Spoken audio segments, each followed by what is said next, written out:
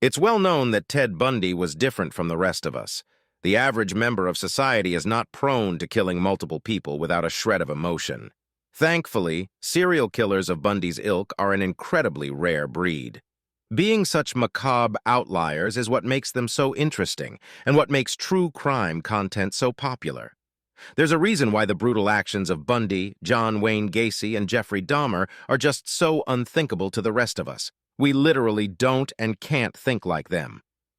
Serial killers' brains are rare but grimly fascinating things. As such, it should come as no shock to learn that Ted Bundy's was highly sought after following his execution in 1989.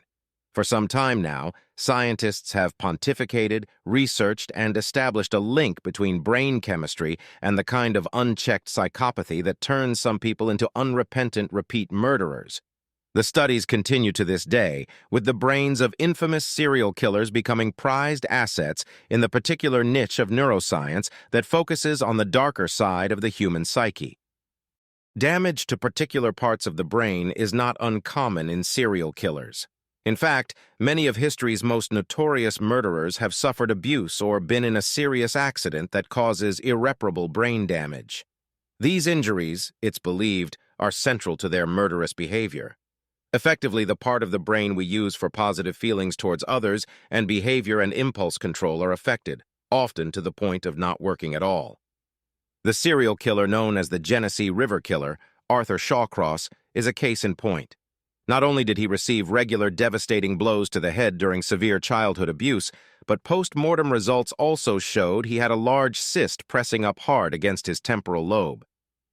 Ted Bundy killed more than 30 women across multiple U.S. states between 1974 and 1978. His savagery, coupled with his cunning, manipulative, and even charismatic personality, made him a fascinating character to authorities, criminologists, and the general public. A group of neuroscientists has hypothesized that the seemingly well-balanced, confident, and successful young man may have had some form of brain damage that allowed him to be capable of stalking, kidnapping, torturing, raping, mutilating, killing, and cutting up dozens of young women. To determine whether or not these abhorrent actions were due to brain damage and to further strengthen their hypothesis, the neuroscientists behind the theory got their hands on his brains after his execution. Bundy's brain was already something of a topic amongst police, psychiatrists, and those that knew him long before he was killed by the state. He was, by all accounts, almost a genius.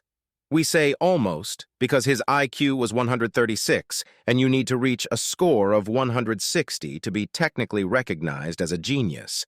Someone of normal intelligence would score around 100. The scientists were looking for anything unusual in Bundy's brain: lesions, growths, deformities, or any sign of obvious injuries. What they found in the lab surprised the team because there was nothing abnormal to report at all. The brain was, seemingly, extremely normal, at least in terms of its physical structure anyway.